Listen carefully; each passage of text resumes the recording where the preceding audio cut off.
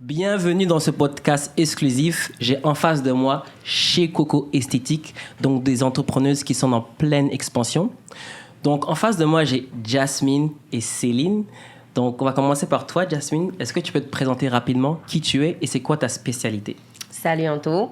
Moi, c'est Jasmine Pelletier. Je suis copropriétaire de chez Coco Esthétique et je fais plusieurs choses en esthétique, mais je fais du laser, facial, maquillage. Et c'est ça. Fait que tout le monde de l'esthétique. Pas mal. Parfait. Et toi, Céline? Salut, je m'appelle Céline. Je suis fondatrice de Coco Esthétique. Moi, je suis plus technicienne en laser. Parfait. Donc les filles, moi je vous connais, mais j'aimerais que vous puissiez en fait raconter votre histoire à ceux qui nous écoutent aujourd'hui. Donc est-ce que vous pouvez nous dire, c'est comment que ça a commencé chez Coco Esthétique? C'est quoi l'histoire? OK. Mais dans le fond, moi j'ai commencé Coco Esthétique en 2018. Au début, j'avais fait des cours d'hôtellerie. Donc j'ai adoré étudier l'hôtellerie, mais par contre, quand j'ai commencé à travailler, ça n'a même pas duré une semaine que j'ai dit non, ça c'est pas pour moi. Je peux pas travailler pour quelqu'un. Donc, j'ai commencé à faire mes recherches. J'avais comme plusieurs amis qui me disaient je te verrais tellement dans l'esthétique, Céline. Au début, j'étais comme esthéticienne, je sais pas. Puis j'ai dit, OK, tu sais quoi, je vais foncer, je vais faire mon cours. Donc, j'ai commencé à faire mon cours. J'ai transformé mon appartement à l'époque en salon d'esthétique. Donc, j'ai sacrifié mon salon. J'ai fait une salle d'accueil. J'avais ma salle d'esthétique et tout. Donc, j'ai vraiment commencé comme ça. Après, comme je dis, j'ai adoré l'étudier. Ça m'a vraiment appris beaucoup sur service à la clientèle. Comment entreprendre un problème avec les clients et tout. Quand j'ai commencé à travailler, pourquoi j'ai pas aimé, c'est juste que je sentais que tu donnais un peu trop à l'hôtel. C'est vraiment des longs chiffres. Puis, je me suis dit non, comme, faut que je dois faire ce travail pour moi-même. Donc, après ça, quand j'ai commencé à faire mes cours d'esthétique, entre-temps, j'étais réceptionniste dans un salon. Puis, je me suis toujours dit, il faut que je travaille pour moi-même. Donc, je me suis... Tout le long que j'étudiais, je me suis jamais questionné, j'allais travailler où après. J'allais dire, je vais être ma propre boss. C'est très bon ce que tu dis. C'est inspirant parce qu'aujourd'hui, les jeunes qui vont t'écouter, qui sont à l'emploi peut-être, ils auront envie de faire la même chose que toi. Donc, ce que tu dis, c'est inspirant. Donc, tu étais vraiment dans un 9 à 5, tu travaillais, puis tu sentais pas que c'était l'endroit où tu dois être, et du coup, tu as voulu lancer ton business. Exact, ouais. Mais au début, ça a vraiment été, des baby steps. Au début, je me suis jamais dit, oh mon Dieu, un jour, je vais avoir un gros salon et tout. Je voulais juste exercer quelque chose que j'avais pas l'impression que j'allais travailler, que j'étais pas en train de travailler. Passionné. Exact, passionné. Donc, quand j'ai commencé à le faire, j'ai commencé comme vraiment petit chez moi. Après ça, je me suis dit, OK, c'est bon, je vais prendre j'ai dit, j'ai besoin d'une firme marketing. J'ai besoin d'une machine de laser, puis j'ai besoin d'une influenceuse. Je suis en train d'étudier en esthétique, puis j'avais quand même j'avais déjà fait mon petit salon chez moi. Donc, j'étais réceptionniste à l'époque au salon Spa Diva, puis je me rappelle qu'il y a une fille qui travaillait avec moi comme réceptionniste, puis elle m'a dit, Céline, qu'est-ce que tu fais ici? Pourquoi tu es ici? Pourquoi tu fonces pas dans ton rêve? Puis, je pense que le lendemain, je suis pas rentrée travailler. J'ai fait comme, OK, non, je pense que... Tu me le dis pas deux fois. Puis, j'ai commencé à faire des recherches. Je me suis dit, OK, j'ai fait un plan. J'ai dit, OK, je vais me prendre, comme j'ai dit, je vais prendre une influenceuse. J'ai besoin de ma machine de laser qu'à l'époque, je louais. Puis ma firme marketing. Donc, j'ai vu une fille qui était très, très bonne dans les réseaux sociaux. C'était une amie à moi. J'ai dit, écoute, j'ai besoin que tu gères mon Instagram professionnel. Puis elle m'a dit, t'es sûre? Moi, tu sais, je fais ça pour le pur plaisir. J'ai dit, non, comme je vois ton travail, t'es vraiment bonne. Donc, on a commencé comme ça. Maintenant, cette fille, c'est mon amie toujours, puis elle a ouvert sa compagnie de marketing. Wow. Donc, c'est vraiment comme, c'était le fun de voir qu'on a comme évolué les deux en même temps. Puis, à l'époque, j'avais cette influenceuse, fait que dans le fond, le téléphone n'arrêtait pas de sonner. Puis, tu sais, moi, je louais la machine dans le temps, donc je me faisais passer pour la réceptionniste. Puis, je faisais, oui, bonjour, ici, je suis Coco Esthétique, comment puis-je vous aider? Je disais, oui, j'aimerais savoir un rendez-vous, j'ai vu votre annonce et tout. Là, je faisais à croire que j'avais pas de place avant 6 semaines, parce que je louais la machine à chaque 6 semaines. Fait que je disais, on est vraiment complète, mais cependant, je peux vous mettre dans la liste d'attente. Si jamais il y a quelque chose qui se libère, je vais vous appeler. Puis elles étaient comme, OK, oui. Puis c'était tellement... Je bookais comme 3-4 clientes à la fois pour être sûre qu'il y en a une. Tu sais, c'était un peu du n'importe quoi. Aujourd'hui, c'est une autre chose, mais à l'époque, c'était comme... Tu sais, il fallait juste que les clientes se présentent parce qu'il fallait vraiment que je paye la machine à la fin de la journée, tu sais. C'est intelligent. Ah oui, c'est un bon plan, là. Puis, suite à ça, après ça, ben, je me suis pris... J'ai acheté la machine. Ça aussi, ça a été vraiment un gros step parce que, tu sais, côté financier, c'est quand même très cher. Donc, il fallait que je me fasse un plan, combien que je devais à la fin du mois. Puis, j'ai dit, OK, combien que je dois faire par jour? Puis, ce montant-là, ben, j'ai fait une belle promotion. Puis, je faisais comme 3-4 clientes de ce montant-là que je devais faire par jour. Donc, j'ai été chanceuse que les choses ont été vraiment très fluides. Puis, j'ai pu enjoy the process. Wow. Mais je ne l'ai pas fait pour l'argent au début. Tu sais, ça a vraiment été juste c'était un passe-temps. Puis, c'était un accomplissement que je voulais faire à moi-même, un beau projet. Intéressant. Je vois qu'il y a de la passion. Hein. C'est vraiment intéressant. Ça touche. Hein. T'es parti de rien, t'avais la passion et puis t'as réussi à monter quelque chose. Oui. Ça, maintenant, je veux savoir. Parce que Jasmine, comment ça s'est fait votre rencontre? Puis Jasmine, parle-nous un peu de comment après t'as rejoint chez Coco Esthétique. Comment ça s'est fait? Ben moi, en fait, j'ai commencé... Moi, je travaille au Sephora vraiment longtemps. En fait, je suis dans le cosmétique depuis vraiment longtemps. Depuis que j'ai 19 ans, je travaille dans le cosmétique. J'ai commencé au Sephora, justement, puis j'ai eu la chance de quand même apprendre beaucoup de cette compagnie. Éventuellement, moi, je pensais pas être entrepreneur, pour être honnête. C'était pas mon but parce que je suis quelqu'un qui était très confortable dans son petit 9 à 5 à travailler pour son rêve. T'sais, mon rêve, c'était d'être maquilleuse, d'être travailler dans les cosmétiques et tout. Mais éventuellement, on s'entend quand tu travailles dans une grosse compagnie, c'est un peu comme en hôtellerie aussi. Quand tu es dans une grosse compagnie, tu te rends compte un peu que tu es un numéro à la fin et tu veux pas travailler pour quelqu'un. Parce que, justement, à la fin, je commençais à faire des maquillages. Et là, je m'en viens avec l'histoire comment j'ai rencontré Céline. C'était ma cliente de maquillage. Mais je commençais à faire des maquillages une année et je me suis rendu compte, en une journée, je faisais autant d'argent que je faisais une semaine au Sephora. Wow! Fait que c'est là que j'ai fait le déclic. Je pense que j'ai fait genre, non, pour vrai, pourquoi donner tout cet argent-là et tout mon knowledge et toutes mes choses à une compagnie quand je peux le donner à moi-même, justement? Puis Céline m'a appelé pour je faisais des séries justement de Halloween. C'était pour Halloween. Céline a me contacter, mais moi et Céline, étonnamment dans notre vie, on s'est comme souvent vu. Quand elle travaillait en hôtellerie, justement, c'était en stage d'hôtellerie. Moi, je faisais une conférence pour Sephora dans le même hôtel. Puis on s'est vu. Au Marriott. Au Marriott, exact, au downtown. C'était destiné, on dirait. Mais on s'est toujours croisés dans des moments dans nos vies. Mais c'est ça qui est fou. C'est ça que c'est. Puis justement, même quand moi j'ai commencé au Sephora, en plus on s'est rappelé ça tantôt, je lui avais écrit pour lui dire, hey, il cherche au Sephora si tu voulais aller en cosmétique. Parce qu'elle aussi, je pense que l'esthétique, ça l'intéressait beaucoup déjà à la base depuis longtemps. Là. Et c'est ça. Fait que là, Céline me contacte pour Halloween. Puis je fais son maquillage et tout à la même soirée. Puis c'est drôle, cette soirée-là, elle a fini par zéro sortir. On a fini par boire une bouteille de vin chez eux. Okay. C'est vraiment comme... On a commencé à parler. Puis depuis cette journée-là, Céline, c'est la meilleure cliente que tu peux avoir. Elle t'appelle à chaque semaine. Chaque semaine, j'étais chez elle en train de la maquiller. Puis c'est ça qui a développé, je pense, notre amitié. Puis c'est comme un peu un partnership parce que t'apprends à connaître beaucoup la personne comme ça aussi. OK. Donc c'est comme ça que s'est fait la connexion entre Jasmine et Céline. Oui. OK, parfait. Suite à ça, Jasmine, elle faisait son cours d'esthétique. Donc, moi, vu que je me focusais beaucoup sur le laser, j'avais pas le temps de faire des faciales plus relaxants à mes clientes, puis ils me le demandaient quand même. Ils étaient comme moi, ça serait cool que tu fasses des soins plus pour le visage et tout. Donc, j'ai pensé à Jasmine parce que j'avais déjà été la voir, elle finissait son cours. Je lui ai dit, est-ce que tu aimerais ça faire des clientes? Puis elle m'a dit, je sais pas, non. J'ai dit, ça serait cool que tu viennes, tu sais, je t'installe ici, comme... Mais c'était chez moi. À côté de ta cuisine. Ah ouais? C'était bien. Pour vrai, c'était petit, mais c'était bien, tu sais, c'était vraiment propre. Puis comme j'ai dit, j'avais sacrifié mon salon, donc c'était vraiment cute. Mais ça s'est fait petit bien assez vite, là. Comme, je pense, 2 semaines, puis c'était encombrant. Je pouvais même pas prendre ma douche tellement qu'il y avait tout le temps des gens chez moi. Donc j'ai dit, OK, non, ça suffit, je vais prendre un petit local. Puis quand je suis allée prendre un local, au début, je pensais que le local allait être trop grand. Puis j'ai dit, OK, ben comme je pense que c'est un peu grand, mais ça va faire l'affaire. Puis là, j'ai dit à Jasmine, ça pourrait être ta salle, ça, c'est la mienne. Puis elle était comme... Je sais pas qu'est-ce que tu t'es dit à ce moment-là, mais moi, c'était comme... Parce que c'était impossible. Puis elle était comme, OK. Puis là, on a commencé Coco Esthétique comme ça. Puis c'est là que j'ai pris c'est là on appelle le petit salon. Puis là, on a comme échangé nos clientes parce qu'elle avait quand même beaucoup de clientes en maquillage, puis aussi comme, tu sais, de Sephora et tout. Donc, c'est là que Coco Esthétique a commencé vraiment à expand. OK. Donc, en fait, vous avez fait la connexion de vos 2 communautés pour pouvoir ensuite lancer Le business qui était déjà en place, vous l'avez upgrade en fait. Ouais, 100%. Puis c'est vraiment intéressant. C'est inspirant, hein, parce que ça prouve que dans la vie, quand tu travailles en équipe, tu peux faire des grandes choses. Et les gens qui vont nous écouter, c'est ça qu'ils vont comprendre.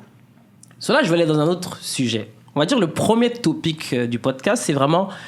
c'est quoi être une femme entrepreneuse? Parce que, tu sais, moi, je suis un entrepreneur, mais je sais pas c'est quoi vraiment être une femme entrepreneur. C'est quoi vos défis? C'est quoi vos challenges? Comment ça fonctionne? C'est quoi une journée, genre, chez Coco Esthétique?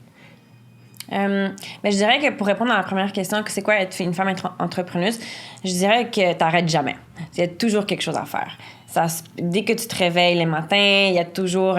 tu dois parler avec le comptable, tu dois apprendre que... Tu dois savoir que ton équipe, ce qu'elle fait, tu dois gérer un peu de tout, un peu tout le monde. Puis...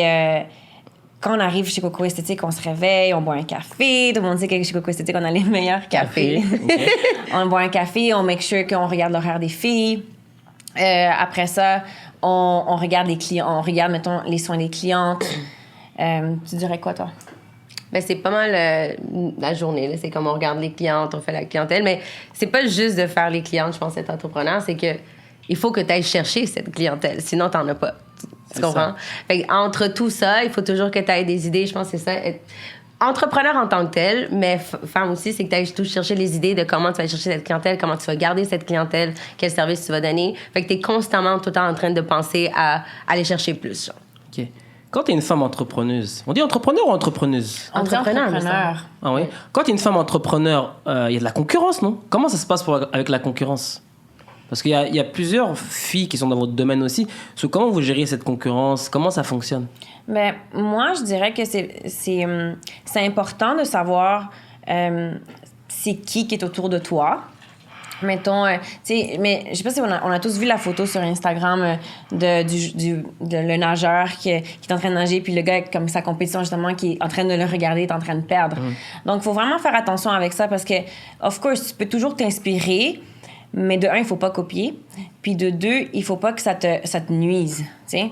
Fait que moi, je pense que ce qui est le fun dans notre domaine, c'est que, en tout cas, je parle pour moi, j'ai toujours été entourée de femmes fortes dans le domaine, des professeurs qui m'ont énormément aidée. Puis ça n'a jamais été une compétition. Ça a toujours été qu'on essaie de s'aider les deux. Puis de le voir de cette manière-là, de le voir que c'est plus question de s'entraider, puis de toujours level up, tu sais, de toujours rester à l'affût de la nouveauté. Mais ça, c'est pas en nécessairement en regardant la concurrence. Je pense que c'est plus, mettons, être à l'affût des nouveaux services, des nouvelles machines, mais c'est pas nécessairement une compétition. T'es plus en concurrence avec toi-même. C'est sûr, dans l'esthétique, à chaque semaine, il y a de nouvelles esthéticiennes et de nouveaux salons qui s'ouvrent. Mais je pense dans n'importe quel domaine. Par contre, je pense que les deux, on croit beaucoup à ça, c'est qu'il y a de la clientèle pour tout le monde. On n'est pas obligé d'avoir toute la clientèle. On aimerait ça avoir toute la clientèle de Montréal, mais je pense que tout le monde peut avoir cette clientèle. L'important, c'est que oui, on regarde. Tu peux regarder qu'est-ce qu'il y a autour de toi, mais si tu restes fixé justement à qu'est-ce qui est autour de toi, toi-même, tu recules. Donc, c'est vraiment de faire ton propre chemin. Puis, surtout dans comment tu deals avec ça, c'est toujours être... Dans le fond, c'est toujours avoir un step further. Tu comprends? Toujours avoir le pas avant puis essayer d'aller chercher la nouveauté tout le temps. Bah oui, il faut innover, il faut rester à l'affût de savoir ce qui se passe. Puis si tu te concentres seulement sur la compétition, tu vas pas être focus sur toi, en fait. Puis un bon truc, mais surtout, je pense que j'ai appris de Céline, celle-là, c'est que oui, il faut se faire à la clientèle qui est proche de toi, mais inspire-toi surtout de ceux qui sont à l'extérieur. Tu comprends? Inspire-toi de ce qu'il y a à l'extérieur, dans d'autres pays, dans d'autres choses comme ça, puis tu ramènes l'innovation ici. Tu comprends? À la base de te comparer à ce que tu as ici, c'est pas mal, on fait tout pas mal la même chose en tant que tel, mais si tu ramènes quelque chose d'innovant de l'extérieur, c'est encore mieux. OK, parfait. C'est intéressant ce que vous dites. Vraiment, j'aime beaucoup ça. Là, je vais aller sur un deuxième topic. Comment vous arrivez à gérer votre vie personnelle et professionnelle? Parce que là, on voit sur les stories qu'il y a un lifestyle, il y a une vie. Puis, j'imagine que vous avez des fois des relations amoureuses, il y a une vie de famille. En tant que femme, comment vous faites pour gérer votre vie professionnelle et personnelle? Est-ce que tu veux commencer? Moi, je pense, ouais. Vas-y, commence. Ben, ça aussi, je pense que ça ramène à la femme entrepreneur, c'est que la femme est beaucoup plus sentimentale, a tendance à souvent mélanger ses sentiments ou sa vie personnelle, ses émotions avec sa business. Puis je pense que c'est là le plus dangereux. Puis je pense que ce qui nous a ramené aussi, c'est que les deux, je suis encore plus en commençant la compagnie, quand on s'est rejoints les deux, c'est que les deux, on avait des situations émotionnelles de couple horribles. Quand je dis horrible, c'est que notre état émotionnel des deux était vraiment pas à son meilleur. Mais la compagnie, l'esthétique, nous a vraiment nous a fait un peu oublier ce côté émotionnel, puis on a tellement mis toute cette énergie-là qu'on n'était pas bien dans la compagnie que je pense que c'est ça qui nous a vraiment beaucoup aidé aussi à avancer.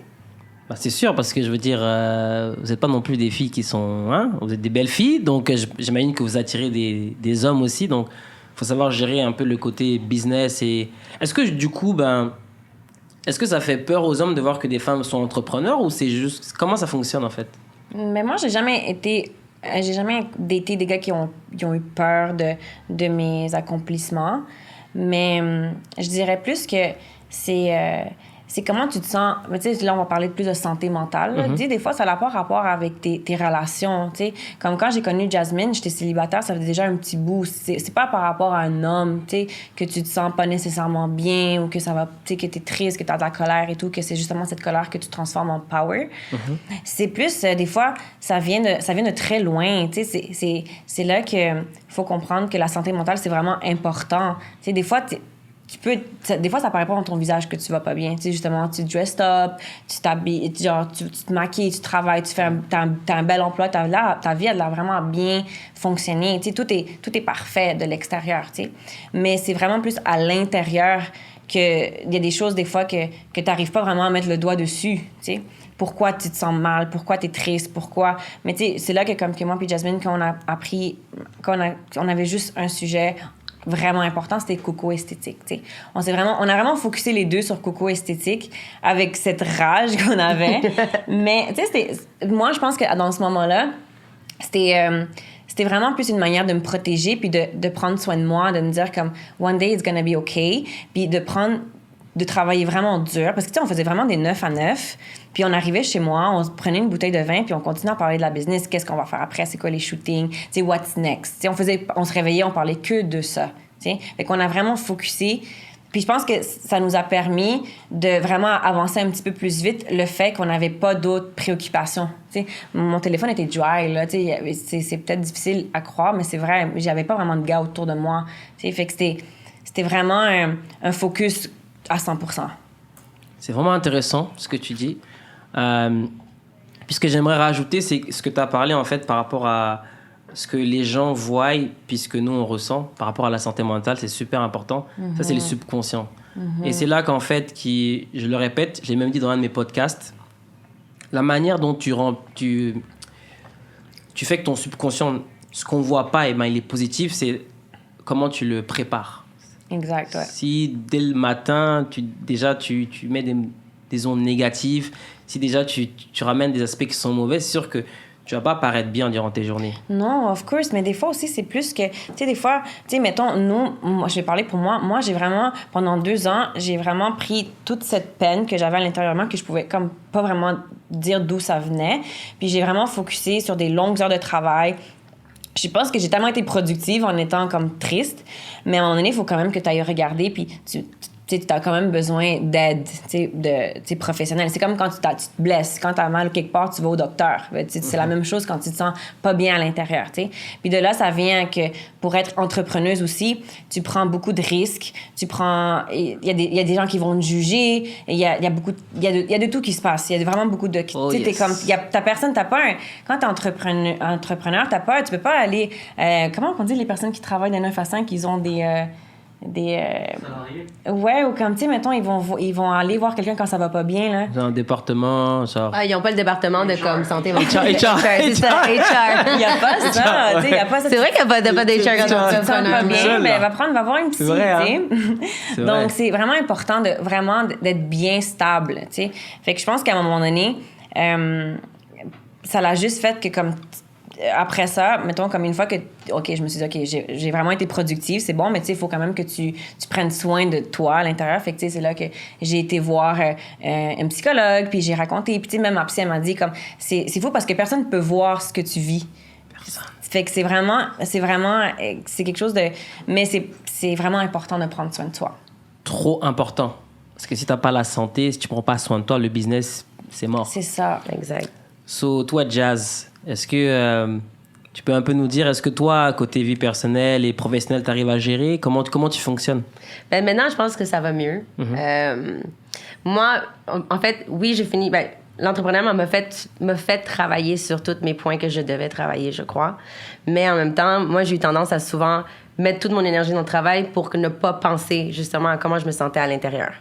Mais veux pas, la vie, comment qu'elle est faite, c'est qu'elle va te le ramener sur ton visage jusqu'à temps que tu le travailles pour vrai. Puis encore plus quand tu es en entrepreneuriat, parce que tous ces petits défauts, je veux dire en parenthèse défauts, ou quelque chose que tu dois travailler... Toutes les issues, ils vont te revenir. Puis encore plus en entrepreneuriat, parce que t'es constamment en train de travailler sur toi-même et sur ta business. De pousser tes limites. Exact. Ouais. T'es constamment en train de pousser tes limites. Fait que toutes les petites choses que t'essaies on s'entend qu'on a tous nos petits issues en arrière qu'on essaie de cacher, de camoufler, puis de paraître bien, mais ils vont te revenir dessus. Puis l'entrepreneur te le ramène encore plus. Fois 10, ça revient fois 10, puis c'est pas facile, mais à la fin de la journée, on se bat, puis il y a les obstacles. C'est là que je vais venir dans mon autre topic. Là, je vais parler vraiment de... C'est quoi les leçons que vous avez apprises par rapport à une situation qui est arrivée? Parce que ce qui est intéressant dans les podcasts, c'est... je sais qu'on est arrivé à un certain point, vous avez un business, là, vous roulez bien, mais les gens qui vont vous écouter, ils veulent savoir aussi, est-ce qu'il y a des leçons que vous avez apprises? Moi, j'en ai deux. Je pense que la première, ça serait de... faut que tu sois capable de clap for yourself. Quand tu fais quelque chose, des petits objectifs, que ce soit, mettons, que tu t'es réveillé tôt ce matin, que tu as accompli toutes les tâches que tu devais faire cette semaine, ou que ce soit que tu as arrangé ton crédit, que tu t'as acheté une maison, peu importe, que ce soit petit ou grand, je pense que c'est important de toi-même être la personne qui va... S'autogratifier. Oui, c'est vraiment important. Ouais. Parce que si tu attends que les... Puis aussi, c'est vraiment important d'être bien entouré. Ça, c'est vrai. Les 5 personnes autour de toi, je pense que c'est vraiment les personnes qui sont vraiment, vraiment importantes. Mais des fois, we all living our life, puis we all have our problems. Puis ça fait que des fois, les gens vont peut-être pas être tout le temps là en train de t'applaudir. Fait que you have to toi-même être capable de donner comme la tape dans le dos puis de dire bravo, t'as fait ça, tu sais. Parce qu'après ça, tu vas rien t'attendre des gens. Tu vas être juste fier de toi. Puis ça va être gratifiant quand quelqu'un va te dire bravo, mais quand une critique va venir, que toute critique est vraiment constructive, tu vas être capable de filtrer, OK, je vais prendre le côté constructif, mais je vais laisser faire le reste, tu sais. C'est tellement vrai ce que tu dis, c'est fou. Parce qu'on prend pas assez le temps de s'applaudir par rapport à nos accomplissements. On est tout le temps en train de pousser, mais on prend jamais vraiment le temps de s'asseoir et se dire, OK, j'ai fait ce step, j'ai accompli ça, j'ai fait ce step, so congratulations. Exact. C'est vraiment important. Puis, tu sais, c'est pas nécessairement d'être hautain puis de dire, genre, I'm better. Puis, tu sais, des fois, les gens peuvent le mal interpréter, mais c'est pas ça. C'est juste question qu'après ça, quand quelqu'un... Ça dépend d'où vient la critique. Des fois, des critiques viennent des gens que tu connais pas, puis ça fait un peu moins mal de quelqu'un qui est proche, tu sais. Mais si, des fois, il y a quelqu'un qui vient puis qui te critique, tu vas être capable de dire, ben c'est correct, je respecte ton opinion, mais moi, j'ai accompli ça. Puis, c'est comme... Ça m'appartient, puis je suis fière de ça, tu sais. OK. Et c'est quoi la deuxième leçon? La deuxième, ça serait...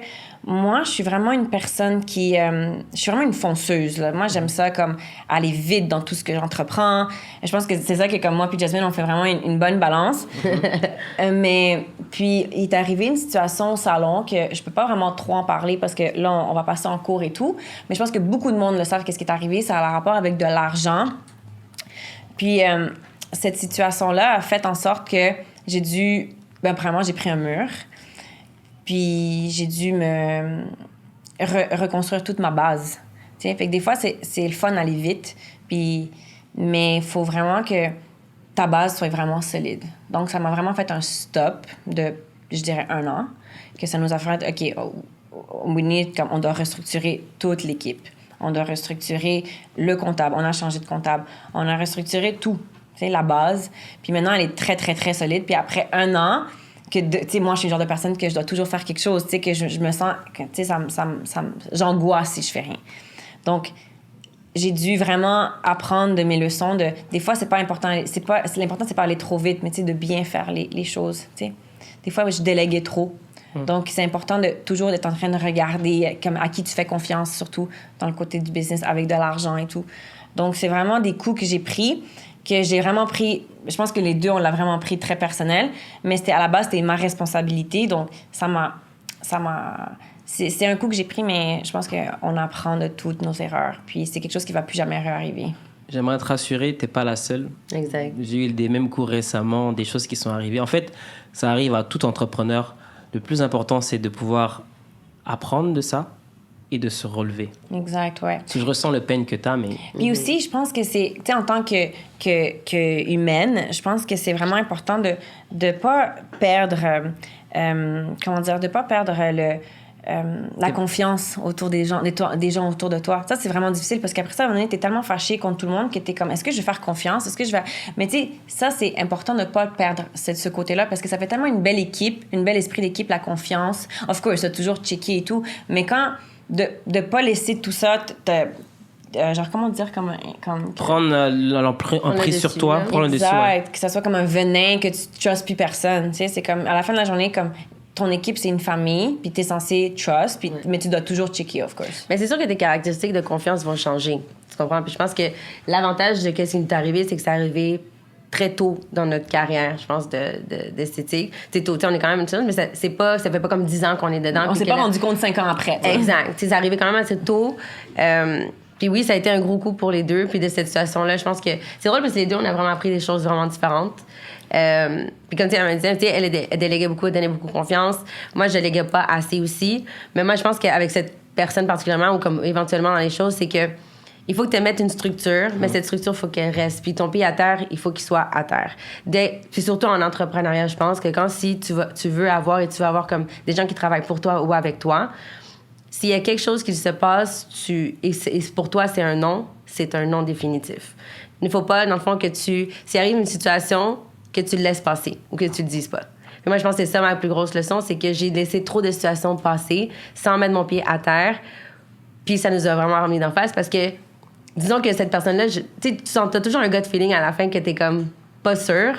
Mais, tu sais, sans dire particulièrement, mais cette personne travaillait bien, par exemple. Fait que, il y a beaucoup des points que je voyais que elle faisait des bonnes choses, mais il y avait toujours ce petit que j'étais comme, non, il y a quelque chose. Mais tu vois, ce gut feeling-là, c'est ce gut feeling que je vais toujours écouter maintenant. Mm-hmm. En fait, il y a ce qu'on appelle des red flags. Mm-hmm. Et je le vis souvent aussi, c'est parce que quand tu vois qu'il y a des red flags, l'erreur qu'on fait en tant qu'entrepreneur souvent, c'est qu'on veut les éviter. On veut les laisser passer. Mais il y a quelque chose qui s'appelle l'intuition. Mm-hmm. Quand ton intuition te dit que ça, c'est pas bon, il faut arrêter, l'intuition ne se trompe jamais. Non. Puis c'est fou ce que vous dites là, c'est parce que bizarrement, on dirait que je sais pas si c'est tous les entrepreneurs, mais moi aussi, l'année dernière, il m'est arrivé énormément de choses, des choses vraiment qui sont pas des belles choses. J'ai trop fait confiance, j'ai trop donné, puis j'ai pris des coups. Puis j'ai appris de ça. Je pense qu'on n'a pas le choix de passer par là pour ensuite apprendre. Mais c'est fou parce qu'on dirait que c'est des patterns qui arrivent quasiment à tous les entrepreneurs, puis on ne peut pas les esquiver. Mais il faut vraiment suivre son intuition. Exact, parce qu'à la fin, tu es humain. Tu sais, on est des entrepreneurs. Il y en a qui l'ont, le business direct. Moi, à la base, je suis pas quelqu'un qui est entrepreneur. Fait tu sais, je suis quelqu'un qui veut donner confiance, tu veux aider, tu veux tu sais, surtout les deux. Si on t'a dans ton équipe, ben, t'avances avec nous. Tu comprends? T'es pas derrière nous, t'avances avec nous. On est comme ça dans la vie, tu sais. Puis elle, autant elle l'a fait avec moi que moi, j'ai fait avec elle. Tu sais, moi, quand elle m'a vu puis tu maquilles bien, ben, Céline, je te dis, c'est la meilleure cliente que tu peux avoir. Donc, on fait la même chose pour les autres. Par contre, quand justement il y a des red flags comme ça, puis que tu vois qu'il y a des choses qui ne passent pas pour toi, puis c'est pas dans tes valeurs, tu le dis sur le moment et tu arrêtes ça tout de suite. Parce que une fois que c'est fait, la personne a pris trop confiance. Est-ce que toi, tu as des leçons à nous partager? Je veux dire, est-ce que tu as des expériences ou quelque chose? Je sais qu'elle a commencé Céline, mais est-ce qu'il y a quelque chose en particulier, une leçon que tu as appris? Ben ça, justement, c'est mon gut feeling, je vais vraiment, vraiment l'écouter. Puis, mais moi, de mon côté, c'est vraiment peut-être plus... Moi, je suis très grande travailleuse. Tu sais, je travaille. Je vais le travailler. Si je pense à un projet, je vais toujours le travailler. Mais peut-être mon côté visionnaire ou organisationnel n'était pas là. Puis moi, je pense que l'entrepreneur, c'est ce qui m'a vraiment aidé, c'est d'établir un plan puis d'organiser en avance. C'est beau avoir des idées, de toujours avoir des trucs, mais il faut que tu organises. Puis je pense que c'est ça vraiment ma plus grosse leçon, je pense, en entrepreneuriat, c'est ton organisation, d'établir un plan. C'est beaucoup plus facile. Comme ça aussi. Puis, en ayant un plan, tu suis une structure, donc ton cheminement va se faire tout seul aussi. OK, parfait. Donc, j'ai bien compris que vous êtes en mesure d'aujourd'hui pouvoir surmonter pas mal de défis avec votre expérience. Avant que je passe au jeu, j'aimerais savoir, est-ce qu'il y a un message que vous aimeriez faire passer aux femmes entrepreneuses qui vous écoutent? Que ce soit dans la façon, si elles ont peur de se lancer, si elles doutent d'elles, si elles n'ont pas confiance. C'est quoi comme message que vous aimeriez faire passer à toutes ces femmes qui veulent se lancer dans le business de la beauté ou dans le business en général? Mais je pense que ça revient à ce que j'ai dit tantôt sur le fait de te faire confiance. Tu dois vraiment te faire confiance. You have to be your first fan. C'est ton number one fan. Puis tu dois vraiment être capable de si tu as un plan, tu sais, moi, je me rappelle quand je sais pas si je l'ai dit, mais moi quand j'ai commencé, mon père, il m'avait dit quand j'ai dit à mon père que j'allais transformer l'appartement en salon, il m'a dit non, t'es folle, c'est même pas légal. Puis j'étais comme, je vais le faire pareil. Fait que, tu sais, tu dois te suivre ton gut que tu as à l'intérieur de toi, tu sais. Fait que tu dois être capable de t'écouter puis être bien entouré. Ça, c'est vraiment les meilleurs conseils que je peux donner, c'est t'applaudir quand tu fais quelque chose de bien, être bien entouré, puis de te faire confiance. Exact. OK. Le mot entouré est beaucoup sorti. Choisis ton entourage. Choisis ton entourage. Puis si tu t'en vas en partenariat, surtout, choisis bien ton partenaire. OK. Parce que c'est bon de se lancer en entrepreneuriat tout seul. Ouais. Moi, je trouve que ça a été beaucoup plus facile avec Céline. Je pense qu'on a été chanceuse aussi avec les deux. C'est plus comme en deux, mais si tu choisis ton partenaire, avoir une relation trop de confiance, c'est pas très bon. Ça, c'est plus un premier conseil, mais c'est bon de développer cette confiance pour avoir une bonne communication aussi. Puis surtout en tant que femme entrepreneur, je pense que c'est ça que je voulais dire tantôt, c'est qu'une femme en tant que telle, on est beaucoup plus émotionnelle. On a tendance à mélanger les émotions avec le business, plus que les hommes en tant que tels, je pense. Il y a des hommes aussi, mais je pense que plus que les hommes. Mais pour les femmes, ça, c'est un conseil que je vous donne, cette énergie d'émotion, ne le mélange pas avec ta business. Cette énergie d'émotion, au pire, mets-le dans ton travail et ta passion, tu comprends? Mets-le à la force que tu veux travailler, mais mélange-le pas avec ton business. Il faut vraiment que tu sois très rationnel quand tu penses à business. Pense plus comme un homme, même si j'aime pas dire ça, mais pense plus comme un homme là-dessus. Mets des émotions, mets toutes tes émotions dans le fond, dans l'effort que tu mets dans ton travail, mais pas dans ta business. OK, parfait. C'est vraiment intéressant. Vous m'avez vraiment inspiré aujourd'hui. Puis je suis content parce que les personnes qui nous écoutent vont enfin vous connaître un peu plus. Sur certains sujets. Moi, aujourd'hui, je suis vraiment sortie de ma zone de confort parce que habituellement, j'aime vraiment pas parler. J'ai dit à mes amis, je vais faire un podcast, ils sont restés comme... Okay. Mais si je peux rajouter quelque chose, je dirais aussi que, tu sais, mettons, tantôt, avant qu'on commence le podcast, on parlait justement des femmes, puis que tu trouves que, comme dernièrement, il y a comme t'as beaucoup plus de femmes qui viennent, puis... Là, je trouve que moi, ce qui m'a vraiment aidée, c'est que moi, je suis le genre de personne que, quand je sais que je suis pas bonne à faire quelque chose, je vais demander de l'aide. Puis ça, c'est vraiment un bon astuce parce que t'es pas bonne à tout faire. C'est pas vrai. Donc, si t'as besoin d'aide, sois pas gênée de demander. Parce que ça serait juste plate que tu demandes pas parce que t'es orgueilleuse. Exact. Puis tu vas pas l'avoir. Versus le demander. Tu sais, des fois, il faut être audacieuse dans la vie. Puis ça, pour être entrepreneuse, tu dois être audacieuse. Tu peux pas avoir peur de demander ce que tu veux réellement. Parce que si tu veux quelque chose, tu vas tout faire pour l'avoir. Moi, je pense qu'il faut un partout parce que Céline, c'est... Waouh! Céline, aujourd'hui, là, wow! Elle a beaucoup de choses à dire, Céline. Je pense qu'il faut un partout parce que t'as énormément de choses à dire, je vois. Tu trouves? Ouais, franchement, ouais, non. Tu t'es bien dévoilé, puis j'ai l'impression que t'as énormément de choses à partager. Je suis un petit... j'ai plein de secrets en dedans de moi. Puis c'est pas vrai, c'est que je lis beaucoup de livres. Ouais. Puis, n'est-ce pas, je les lis pas, mais j'ai comme une application. Puis au lieu d'écouter de la musique quand je conduis, j'écoute, mettons, des livres. Puis c'est vrai, il y a plein de choses que ça m'aide, puis ça m'aide dans mon tous les jours, puis dans ma vie personnelle, puis comme dans ma vie professionnelle. Là. OK. Donc, je garantis déjà qu'il y aura un partout parce qu'il y a beaucoup de choses que vous avez à partager. Ça, c'était l'échauffement pour le public, mais je pense qu'il y aura un partout. Ah, ben, quand tu veux. Ça, c'est sûr. Là, on va faire un truc cool. On va jouer à un jeu. Je vais vous poser des questions, puis vous devez répondre c'est qui... Est-ce qu'on se couvre les yeux ou... Non, on fait comme ça, genre? OK. C'est qui la plus chialeuse? Chialeuse? Ouais. Oh, ça, c'est toi. OK. C'est qui est la personne qui est apte à prendre le plus de risques? Pourquoi? Mais je pense que j'ai tellement eu de bad trip quand j'ai commencé que maintenant, les challenges, c'est comme bring it on, you know? J'ai moins peur. Tu sais, je pense que j'ai commencé vraiment jeune, puis ça a été tellement des gros bad trips que j'ai eu que maintenant, j'ai pas peur. OK. C'est qui la personne la plus drôle?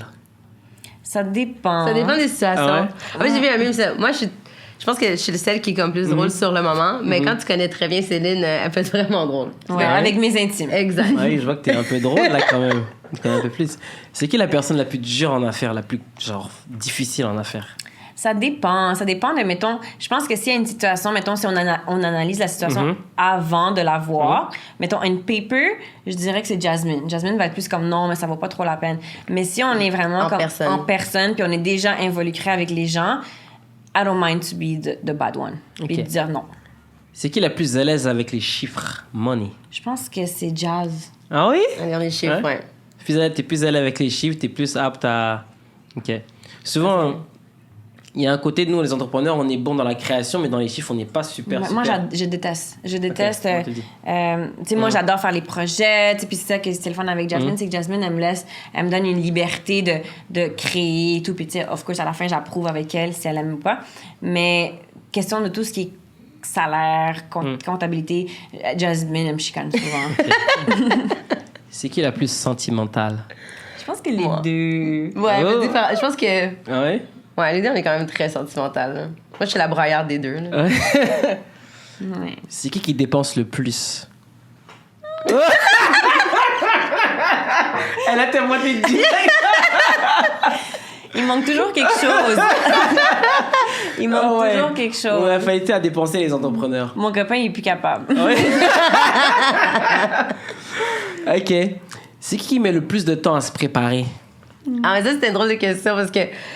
En fait, parce que non, pour des filles qui se préparent beaucoup, on est très rapide, OK? Mais c'est moi qui maquille Céline. Céline est très bonne à s'habiller très rapidement, mais moi, je la maquille, mais en 30 minutes, on peut t'arranger les deux. Puis elle m'a maquillée. Donc, c'est quand même très bien. Mais c'est comme pas mal, non, les deux, on n'est pas si longues à se préparer. Mais je pourrais dire que on s'arrange vite. Pour vrai, on s'arrange vite. Pour comme, après le look, le final, c'est vite. Tu sais, j'ai des amis qui s'arrangent pendant 1 heure et demie. Nous, non. 30 minutes, les deux, on est prêts. On n'a pas le temps. C'est qui la personne la plus technologique high-tech? Jazz, je pense. Oh! Ouais, d'aller chercher. Qui passe le plus de temps sur les réseaux sociaux? Les deux. Ouais, les deux, on est quand même... Vous êtes intense, hein? Ouais, sur les réseaux. OK. Mais c'est parce que c'est notre travail.